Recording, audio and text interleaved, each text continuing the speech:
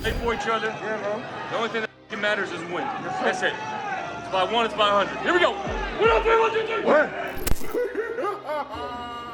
This was a substantial Monday Night Football matchup between the Buffalo Bills and the Denver Broncos. The stakes were really high for both of these teams, who were both hoping that their season wouldn't collapse in front of their eyes on national television. So before we get to the content, make sure you drop like, subscribe, and turn on our notifications to help the channel grow. Now that we got all that out of the way, break!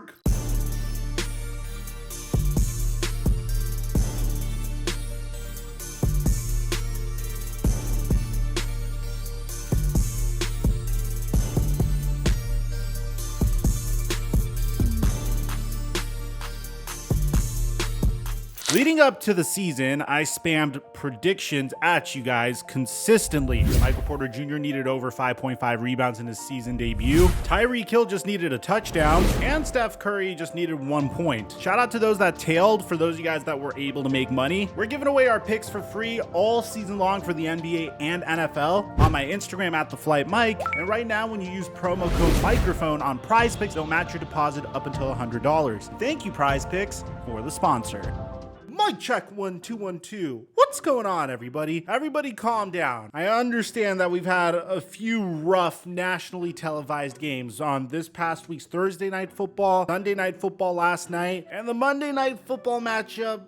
It could have been better, but from this Thursday and on, we have an incredible lineup of nationally televised games that is going to culminate in a Super Bowl rematch. But for tonight, the Buffalo Bills came into this game in desperate need of a victory. They came in 5-4. Their previous loss was to the Cincinnati Bengals, which was also substantial considering the fact that that's a team that they could potentially see in the playoffs, and that's been one of the teams that have been their kryptonite over the past couple of years. So the last thing that they would want is to follow up that loss with a loss to a team that for some reason is still struggling to kind of figure it out. Although lately the Denver Broncos have been streaking a little bit, including a win over the Green Bay Packers and an impressive win over the Kansas City Chiefs. Now, of course, Patrick Mahomes was sick for that game, but if they could get this victory over the Buffalo Bills, they bump up to 4-5, and at the very minimum, their playoff hopes are still alive. So how would this game go? Well, it was a little slow to start, but a lot of defense to say the least. The Denver Broncos played fantastic defense, or the Buffalo Bills would look completely lost out there. Now, whether you want to blame Ken Dorsey or Josh Allen for that, I'll leave for the comment section. But I will say is the very first play of this game was Josh Allen throwing the ball to James Cook, who would fumble the football, which would get recovered by Denver, which is wonderful, but Denver was only able to convert with a field goal. Next time Josh Allen would take the field, it would result in an interception by Justin Simmons, which again, incredible defense, but the Denver Broncos punted on the very next drive. You'd see a series of punts before truly an incredible play by Russell Wilson. On 4th and 2, Sean Payton decided to fool the entire world by trying to send out some variation of a tush push. Eventually a timeout would get called and the Denver Broncos would run a play action. And I swear this looks like prime Russell Wilson. I feel like I'm watching Russell Wilson from 2016. Evading pressure, scrambling back 15 yards, and then throwing up a prayer, which was answered by Courtland Sutton. The odds of making this reception were apparently 3%, but Courtland Sutton did it, and all of a sudden the Denver Broncos are up 9-0. It seems like something activated within the Buffalo Bills from that point on, because then Josh Allen came back, threw a 22-yard strike to a wide open Dalton Kincaid, and the Buffalo Bills were able to convert a 2-point conversion as well. So now all of a sudden we have a ball game. You get Denver responding with a field goal and then immediately intercepting Josh Allen and then following that up with yet another field goal, and the Denver Broncos would go into the half with a 15-8 lead. Now the second half was once again fairly defensive, this time with the Denver Broncos fumbling the football, which resulted in the Buffalo Bills driving upfield and tying the game at 15. But for what it's worth, the Buffalo Bills would fumble one more time, with Josh Allen attempting to hand off the football to James Cook and just dropping the ball off of James Cook's chest, or whatever this looks like to you. The fact that this game was this sloppy from the Buffalo Bills end, and yet they were still in the thick of it, in my opinion, was nothing short of a miracle. incredible. Now, things would get really heated in the fourth quarter. The Denver Broncos would lead a very long 12-play drive, consuming 7 minutes of clock, with some very controversial plays, by the way, including this reception by Courtland Sutton that may have been a fumble that wasn't called, that may have been incomplete, but they ruled it a catch. But no one in the NFL or any NFL fan doesn't really know what a catch is, so they decided to rule it as a reception. But the result of this being that the Denver Broncos would eventually score a touchdown on a pass from Russell Wilson to Javonte Williams. And this is where things got very interesting. I mean, I don't want to say this is the most Broncos play I've ever seen, but the theme of this game in particular was a lot of sloppy football, and the point after attempt by the Denver Broncos was missed completely. I mean, the individual that was supposed to hold the football just completely botched it, and, well, no extra point. That became very important later on. The Buffalo Bills would respond almost instantaneously. Literally, the entire Bills football team was carried by James Cook, which is awesome, but also very terrifying if you think about it, because this man has fumbled at least like 10 times in this game. But the highlight of this drive was a 50-yard rush by James Cook that, yes, included a fumble halfway through, which took a very lucky bounce and resulted in the Buffalo Bills being in their own 25. They would run James Cook a couple more times before Josh Allen would roll to the left and score a touchdown, putting the Buffalo Bills up by 1 as opposed to tying it at 22 because, well, the Denver Broncos missed that last extra point. And the ending is the main reason you're getting this video here, ladies and gentlemen. I mean, the one problem that has been persisting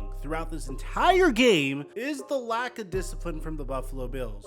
Whether it's in the form of turnovers, whether it's in the form of botched handoffs, you name it, the Buffalo Bills didn't look like a team that is ready to compete. And it's crazy to say that, considering the fact that this is a team with Josh Allen, Stephon Diggs, a great rushing attack, a very exciting up-and-coming tight end in Dalton Kincaid, a very solid defense that isn't fully healthy but is still very solid, but they just can't help but get in their own way. So the Denver Broncos would drive up the field and set up a 41-yard attempt that they had to hurry up and kick because they ran out of timeouts. So they hurried up to try to kick the field goal from 41 yards, and Will Lutz missed it. But due to the Buffalo Bills having 12 men on the football field, the Denver Broncos got another opportunity. And this time it was 5 yards shorter, and Will Lutz made that kick, and the Denver Broncos won. I'm going to be honest, and again, I don't have a horse in this race. You know, I'm a die-hard Dallas Cowboys fan. I enjoy watching Patrick Mahomes play football. I don't necessarily have a team in the AFC. I enjoy watching the Dolphins. I loved watching the battles between Patrick Mahomes and Josh Allen in the AFC playoffs over the past couple years. And the thing that jarred me the most is currently the Buffalo Bills aren't in the playoffs. They're 5-5. They're not in the playoff picture. Obviously something could change, but just judging based off of what I saw tonight, this did not look like a team that is ready to compete in the playoffs. And it's not a talent thing, because this team has all the talent in the world. Josh Allen is like a freaking robot. The things he could do on a football field blows my freaking mind. You can't come out and then have 4 turnovers, including self-inflicted turnovers, including nearly turning the ball over during your biggest chunk play of the game, and then expect to be ready to contend when it comes time to face off against the Kansas City Chiefs or the Cincinnati Bengals in the playoffs, or